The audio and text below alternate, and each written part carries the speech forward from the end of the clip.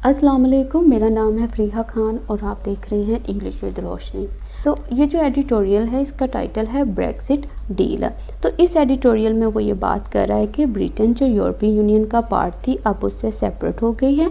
इनके दरमियान में एक एग्रीमेंट हुआ है जिसकी बुनियाद से कुछ न्यू चेंजेस नज़र आएंगी 1 जैन से।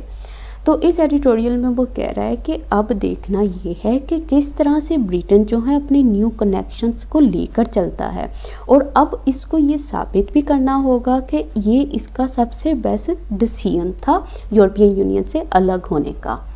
तो वो लोग जो चैनल पे न्यू हैं उन्हें मैं बता दूं कि एक्वा कलर में जो हाईलाइटेड वर्ड्स हैं ये हमारे सब्जेक्ट हैं, रेड कलर में जो हाईलाइटेड वर्ड्स हैं वो हमारी वर्ब हैं और येलो कलर में जो हाईलाइटेड वर्ड्स हैं ये टिपिकल वर्ड्स हैं। इनके मीनिंग्स मैंने मेंशन कर दिए हैं। तो चलें इसे स्टार्ट करते हैं। The European union and Britain have finally reached. वो ये बात कर रहा है, कहता है कि जो यूरोपियन यूनियन और ब्रिटेन है ना, हैव फाइनली रीच्ड, वो आखिरकार पहुंच गए हैं कहाँ? अ डील, एक एग्रीमेंट पर। अच्छा, कौन सी डील है? दैट विल गवर्न, जो कि चलाएगी किसको? असेंशियल्स को, बेसिक प्रिंसिपल्स को। अच्छा, किसके? Of their post Brexit relationship के, उस रिलेशनशिप के, उस ताल्लुक के जो कि पोस्ट ब्रेक्सिट है, मतलब अलहदा होने के बाद वाला है।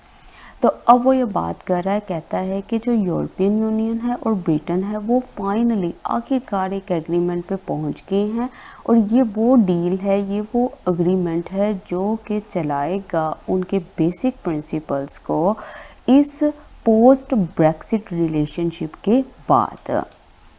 पोस्ट का मतलब होता है बाद में, ठीक है। ब्रेक्सिट मतलब कि ये जो ब्रिटेन है, ये जो यूरोपियन यूनियन से अलग हो गया है, तो उसके लिए उसने यूज़ किया है पोस्ट ब्रेक्सिट। तो ये सब्जेक्ट है, ये इसकी वर्ब है। फिर सब्जेक्ट आता है, ठीक है, जो कि एक रिलेटिव प्रोनाउन है और ये यहाँ पे सब्जेक्ट का भी काम कर रहा है और कंजंक्शन भी बन रहा है। तो फिर उसके बाद उसकी वर्ब है। एसेंशियल्स क्या चीज़ होती है? एसेंशियल्स का मतलब होता है बेसिक प्रिंसिपल्स, बेसिक असूल। The deal signed just days short of a December 31 deadline. कहता कि ये जो डील थी ना, ये जो डील अभी जिसका जिक्र किया गया, कहता ये साइन हुई थी कुछ दिन पहले। किस चीज़ के? 31 दिसंबर की डेडलाइन के। कम्स आती है 4.5 years, 4.5 साल बाद। किस चीज़ के? After Britain made the dramatic decision to leave the union. कहता उस 4.5 साल के बाद जब ब्रिटेन ने बनाया था अचानक से एक डिसीजन लीव करने का यूनियन को। तो वो अब कह रहा है, कहता है ये जो ख़ास डील है ना जिसको साइन किया गया था कुछ दिन पहले 31 दिसंबर डेडलाइन के, कहता कि ये डील आती है 4.5 साल बाद। अच्छा, किस चीज़ के 4.5 साल बाद आती है? वो उसने बताया है कि जब ब्रिटेन ने बनाया था एक ड्रामेटिक डिसीजन को, और वो डिसीजन क्या था, वो फैसला क्या था? वो लीव करना चाहता है यूनियन को। तो ये सब्जेक्ट है, ये इसकी वर्ब है। The deal comes. अच्छा, शॉर्ट ऑफ का मतलब क्या होता है? उसका मतलब है लेस देन, ठीक है। बहुत ही थोड़े दिन थे इस 31 डेडलाइन के पूरा होने में, तो उसके लिए इस्तेमाल हुआ है शॉर्ट ऑफ। ड्रामेटिक, देखो ड्रामेटिक का मतलब होता है वेरी सडन और नोटिसेबल। ऐसा डिसीजन, एक ऐसा फैसला जो बहुत ही नोटिसेबल है, जो सबकी तवज्जो अपनी तरफ खींच ले। आफ्टर मंथ्स ऑफ निगोशिएशन, कहता कई महीनों की बातचीत के बाद, and a very real fear of a no deal Brexit. कहता इन दो चीज़ों के बाद, ये दो चीज़ें कौन थी? कई महीनों की बातचीत और दूसरा वो कहता है एक बहुत ही रियल किस्म का खौफ था कि अगर ये ब्रेक्सिट डील है नहीं होती। दिस डेवलपमेंट, कहता है ये जो इंसिडेंट हुआ है ना, ये जो हैपनिंग हुई है, इज़ बीइंग बिल्ड, इसको पेश किया जा रहा है किसके ज़रिए? By the conservative lead government, इनके ज़रिए।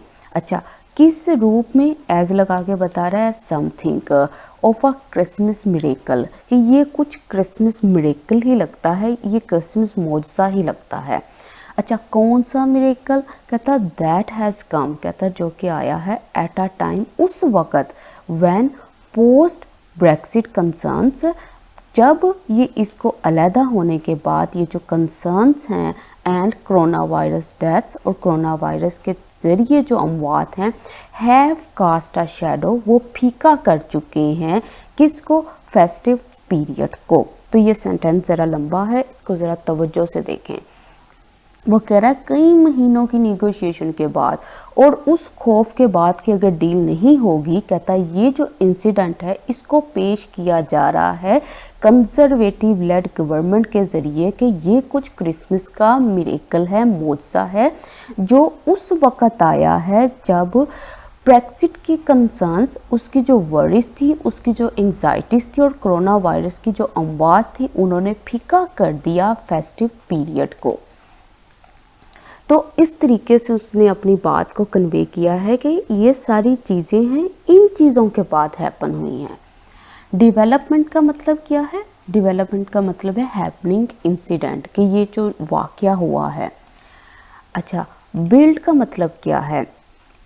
इसका मतलब होता है एडवर्टाइज करना, मतलब कि देखो यहाँ पे कोई एक इंसिडेंट हैपन हुआ है ना, उसको पेश किस तरह से किया जा रहा है, उसको लोगों के सामने कैसे रखा जा रहा है, उसको एडवर्टाइज ऐसे किया जा रहा है कि ये कोई क्रिसमस का मिरेकल है, मतलब ये कोई मौजज़ा है। अच्छा, ये सब्जेक्ट है, ये इसकी वर्ब है, फिर सब्जेक्ट है, हैज़ कम जो है उसकी वर्ब है, फिर सब्जेक्ट हो गया, फिर यहाँ पे हैव आया है, ठीक है। अच्छा, अब मुझे ये बताओ यहाँ पे हैव क्यों आया है? यहाँ पे हैव इसलिए आया है क्योंकि हमारे पास जो सब्जेक्ट हैं वो दो हैं, ठीक है, दो की बात कर रहा है। तो जब एंड लगाकर टू सब्जेक्ट को जोड़ा जाता है तो तब क्या होता है, तब जो वर्ब आती है, जो हेल्पिंग वर्ब आती है, वो प्लूरल आती है, ठीक है। कास्ट शैडो का मतलब क्या होता है?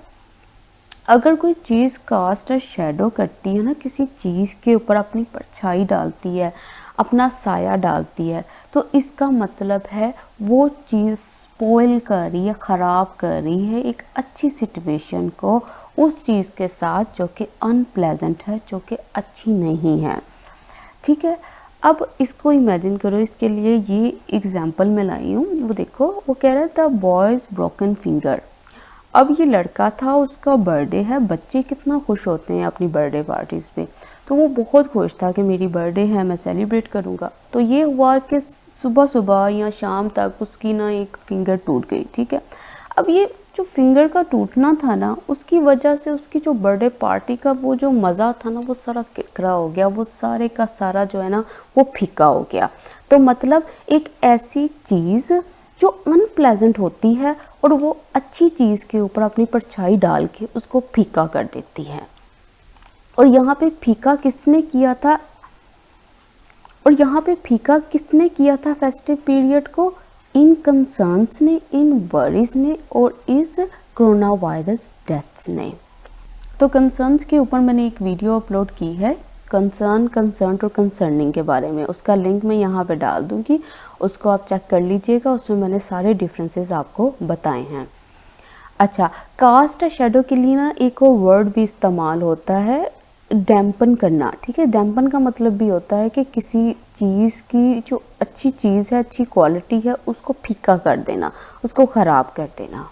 अकॉर्डिंग टू अर्ली डिटेल्स, कह रहे हैं जो अर्ली डिटेल्स हैं उनके मुताबिक सम की चेंजेस, कहता है जो कुछ की चेंजेस हैं ना, कुछ इम्पोर्टेंट तब्दीलियाँ विल टेक इफ़ेक्ट, वो लागू होंगी कब से? फ्रॉम Jan 1 अगले साल से।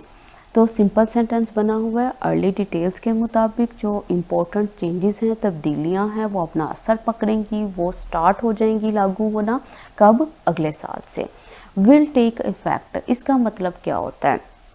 देखो, विल टेक इफ़ेक्ट का मतलब होता है कम इनटू फोर्स, लागू होना, स्टार्ट टू अप्लाई, अप्लाई होना शुरू हो जाना। मतलब अगर कोई रूल्स हैं वो क्या करते हैं, वो टेक इफ़ेक्ट करते हैं किसी ख़ास डेट से, तो उसका मतलब है कि उस डेट से वो जो रूल्स हैं वो लागू हो जाएंगे और सब लोगों को उन्हीं रूल्स को फॉलो करना होगा। द फ्री मूवमेंट, अच्छा देखो अभी उसने क्या बात की है, उसने अर्ली चेंजेस की बात की है। अच्छा ये कौन सी तब्दीलियाँ, अब ये सारी की सारी जो तब्दीलियाँ होंगी उनका जिक्र करेगा इस पैरा में। वो देखो अब वो कह रहा है द फ्री मूवमेंट, कहता है ये जो आज़ादाना मूवमेंट थी ना ऑफ पीपल, लोगों की, between the UK and EU, UK और ईयू के दरमियान में, will come to an end. ये जो फ्री मूवमेंट थी ना, ये जो आज़ादाना मूवमेंट थी, ये इख्तिताम पसीर हो जाएगी, ये कम टू एन एंड हो जाएगी। ठीक है, the free movement will come to an end, ये सब्जेक्ट है, ये वर्ब है। There will be red tape at borders, कह रहा है बॉर्डर्स के ऊपर रेड टेप होगी, मतलब एक बाउंड्री सेट कर दी जाएगी विद न्यू रूल्स, कहता नए रूल्स के साथ, for which lines to queue in, जिसके लिए मतलब एक कतार होगी, and more planning for trips to EU state, और बहुत सारी प्लानिंग होगी ट्रिप्स के लिए ईयू स्टेट्स के लिए।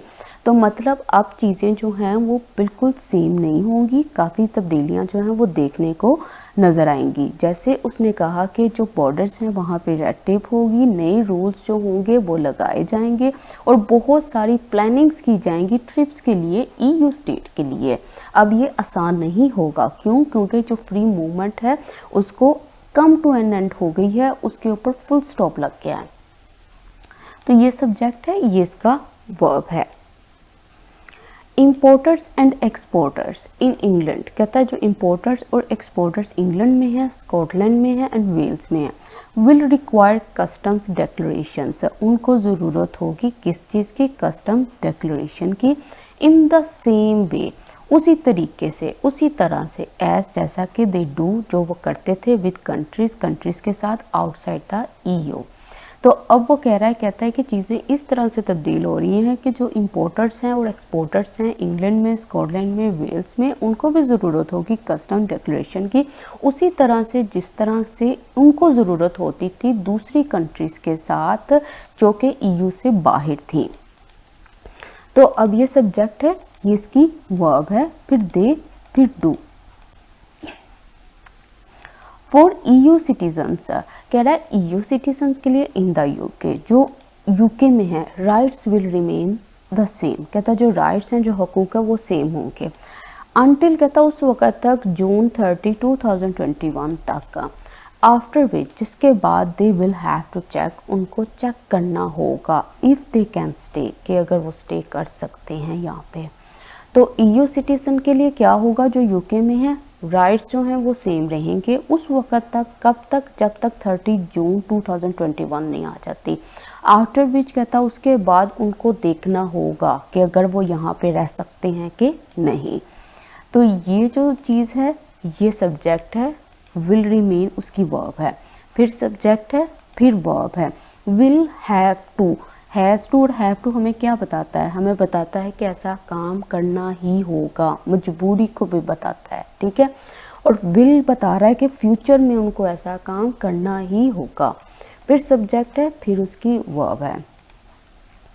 While UK citizen living in the EU, अच्छा पहले किसकी बात की थी उसने? ईयू सिटीज़न की, जो कि यूके में थे। अब उसने कहा कि जो यूके सिटीजन्स हैं, कौन से citizen? Living in the EU, जो कि रह रहे हैं ईयू में, will have some protections under the withdrawal agreement, मतलब वहाँ पे कुछ प्रोटेक्शंस होंगी, किसके अंडर? विड्रॉल एग्रीमेंट के under. They will need to be aware of, अच्छा क्या होंगी? कहता उनको ज़रूरत होगी अवेयर ऑफ होने के लिए, वाकिफ़ होने के लिए, कंट्री स्पेसिफिक रूल्स, कंट्री के स्पेसिफिक रूल्स से। तो अब वो कह रहा है वो यूके सिटीज़न जो कि रह रहे हैं ईयू में, वो रखेंगे कुछ प्रोटेक्शंस, किसके अंडर? विड्रॉल एग्रीमेंट के अंडर। और वो कह रहा है उनको ज़रूरत होगी वाकिफ़ होने के लिए, किस चीज़ से? कंट्री के स्पेसिफिक रूल से, कंट्री के ख़ास रूल से। तो ये सब्जेक्ट है, ये इसकी वर्ब है, फिर सब्जेक्ट है, फिर वर्ब है। The good news is that, कहता जो अच्छी खबर है ना वो ये है कि द डील मीन्स, कि डील का मतलब है there will be no charges on British और ईयू गुड्स, कि वहाँ पे जो ब्रिटिश और ईयू गुड्स हैं उनके ऊपर कोई चार्जेस नहीं होंगे। अच्छा, अब वो कह रहा है कि यहाँ पे ब्रेक लेके वो कह रहा है, कहता रिलीफ, एक राहत किसके लिए, फॉर बोथ मार्केट्स, दोनों मार्केट्स के लिए। सिंस कहता क्योंकि the EU is the UK's closest and largest trading partner, क्योंकि ईयू जो है वो यूके का सबसे नज़दीकी और सबसे बड़ा ट्रेडिंग पार्टनर है। तो अब वो गुड न्यूज़ इन चीज़ों में ये बता रहा है कि कहता है कि गुड न्यूज़ इस डील की ये है कि कोई भी चार्जेस नहीं होंगे ब्रिटिश और ईयू गुड्स के ऊपर। फिर उसके बाद उसने डैश लगाई है। अब वो उसके बारे में एक और इजाफी इंफॉर्मेशन हमें प्रोवाइड कर रहा है। वो कह रहा है, कहता है ये एक राहत होगी दोनों मार्केट्स के लिए, क्योंकि ईयू जो है ना वो यूके की बहुत क्लोजेस्ट, बहुत नज़दीक के और बहुत बड़ा ट्रेडिंग पार्टनर है। There is also no quota, कहता कोई लिमिट नहीं होगी किसके ऊपर, on the number of things के ऊपर विच कैन बी ट्रेडेड, जिनको ट्रेड किया जा सकता है। तो ये भी चीज़ अच्छी है। वो कह रहा है कि कोई भी कोटा नहीं होगा, कोई लिमिट नहीं होगी उस चीज़ के ऊपर, और वो चीज़ कौन सी है, नंबर ऑफ थिंग्स है विच कैन बी ट्रेडेड, जिनको ट्रेड किया जा सकता है। तो ये सब्जेक्ट है, ये इसकी वर्ब है, फिर सब्जेक्ट है, फिर वर्ब है। देखो ये जो रिलेटिव प्रोनाउंस होते हैं ना, ये कभी कभी दो काम कर जाते हैं, जिस तरह मैंने ऊपर बताया था। ये कभी कभी तो एक ही काम करते हैं कंजक्शन का, लेकिन कभी कभी ऐसा होता है कि ये दो काम करते हैं एक साथ, मतलब कि वो आने वाली वर्ब के लिए सब्जेक्ट का काम भी कर देते हैं और साथ साथ कंजंक्शन का भी काम कर देते हैं। तो ये ज़रूर आप देख लिया करें कि इस वक्त ये क्या काम कर रहा है, ठीक है। जैसे यहाँ पे ये कंजंक्शन भी बन रहा है और ये कैन बी ट्रीटेड का सब्जेक्ट भी बन रहा है।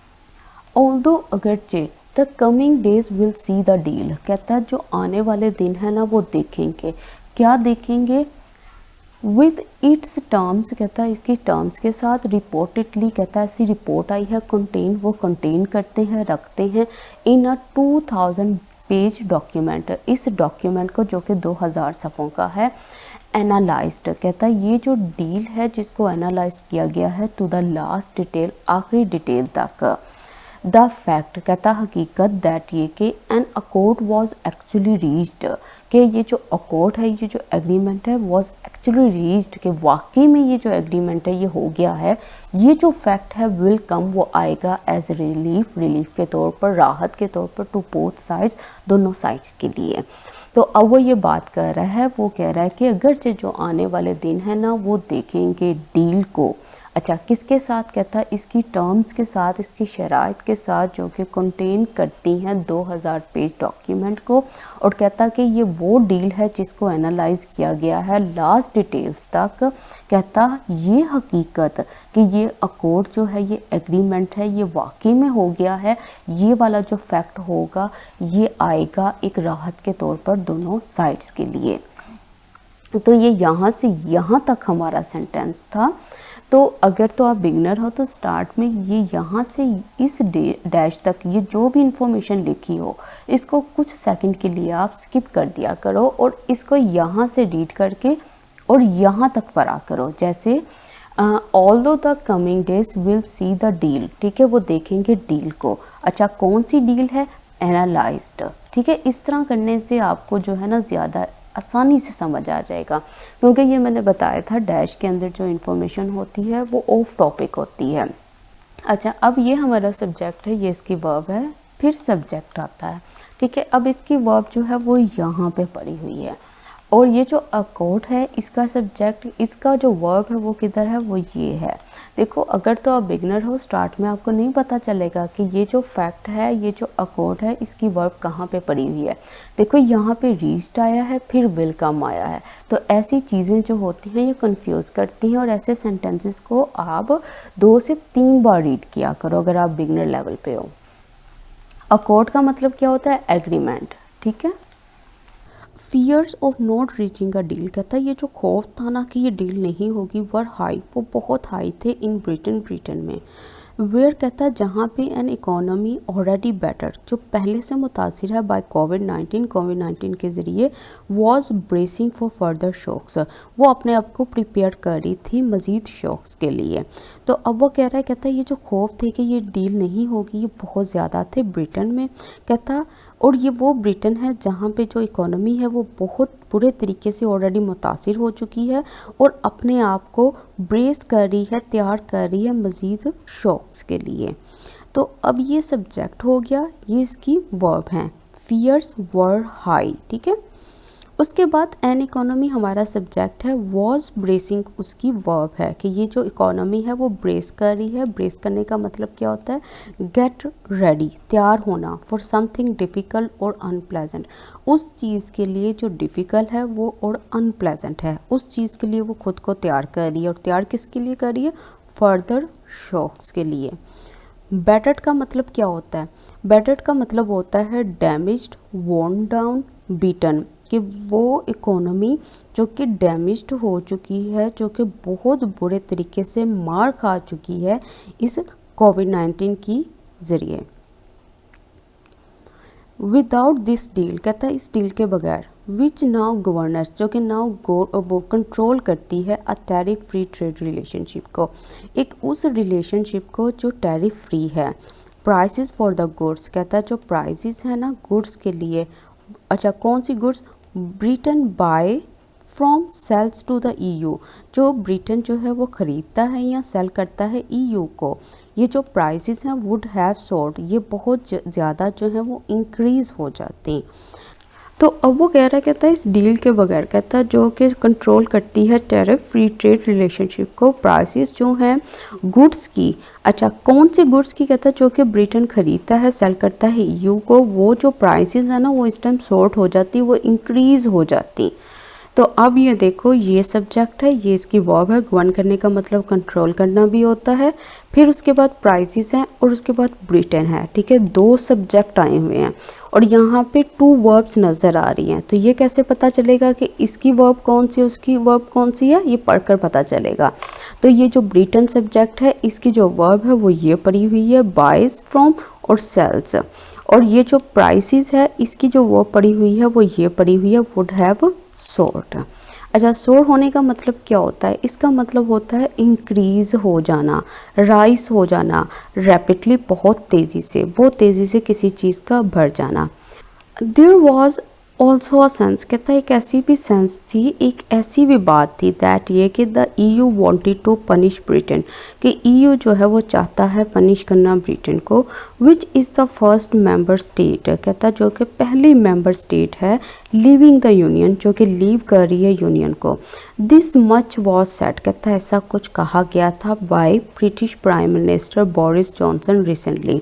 तो वो ये बात कर रहा है, कहता है कि एक ऐसी सेंस थी, एक ऐसी भी मतलब एक ऐसी चीज़ महसूस हुई थी कि जो EU है वो चाहता है पनिश करना ब्रिटेन को, कहता है जो, और ये कौन सा ब्रिटेन है, कहता है जो कि पहला मेंबर स्टेट है जो कि छोड़ना चाहता है यूनियन को, कहता है ऐसा कुछ कहा गया था British prime minister Boris Johnson के ज़रिए रिसेंटली, हाल ही में। तो अब ये देखो देयर से सेंटेंस स्टार्ट हुआ है, इनवयन बनी हुई है, ये सब्जेक्ट है, ये इसकी वर्ब है, फिर सब्जेक्ट है, फिर उसकी वर्ब है, फिर सब्जेक्ट, फिर वर्ब है, और फिर सब्जेक्ट हो गया, फिर उसकी वर्ब आ गई। एट टाइम्स, कहता उन वक्तों में, उस वक्त में, डिस्पाइट निगोशिएशन, कहता है बातचीत के बगैर, the gaps seem too big, जो कहता खला था ना, गैप्स थे कि वो बहुत बड़े थे। एंड देयर वॉज सेंस, कहता है एक ऐसी सेंस थी, एक ऐसी फीलिंग्स थी दैट टॉक्स वुड कोलैप्स, कि ये जो टॉक्स हैं, ये जो बातचीत हैं वो फेल हो जाएंगी। तो कहता है ऐसा भी वक्त था, कहता है निगोशिएशन के बावजूद, जब बातचीत होती थी उस चीज़ के बावजूद, कहता है ये जो गैप्स आगे थे ना, ये जो खला बन गया था, कहता है ये बहुत बड़ा था, और एक ऐसी फीलिंग थी कि ये जो बातचीत है ये कोलैप्स हो जाएगी, ये फेल हो जाएगी। तो ये सब्जेक्ट है, ये इसकी वर्ब है। फिर यहाँ पे देयर से सेंटेंस बना हुआ है, मतलब इनवयन लगी हुई है, ये सब्जेक्ट है, ये इसकी वर्ब है। फिर उसके बाद उसने कहा है कि ये जो टॉक्स हैं वुड कोलैप्स, ये कोलैप्स हो जाती, ये पॉसिबिलिटी को बता रहा है, ठीक है, ये पास्ट की पॉसिबिलिटी को बता रहा है कि ऐसा फील हो रहा था कि ये जो बातचीत हैं ये फेल हो जाती, ये कोलैप्स हो जाती। विद द अनसर्टेनिटी, कहता वो जो अनसर्टेनिटी थी, जो डाउट से बिहाइंड दैम, उनके पीछे, Mr Johnson and his government have healed it, Mr Johnson और उसकी गवर्नमेंट ने तारीफ़ की, ऑनर किया इट, इसको एज अ डेवलपमेंट के तौर पर, कि उसको ग्रीट किया, उसको रिस्पेक्ट दी। अच्छा, कौन सा डेवलपमेंट, कौन सा इंसिडेंट, कौन सी हैपनिंग दैट रिजॉल्व, जो कि हल करती है क्वेश्चन, एक सवाल को। अच्छा, कौन सा question, that has bedevilled, जो कि ख़राब बना चुका है, किसको, पॉलिटिक्स को। कब से, फॉर डिकेड, कई डिकेड से।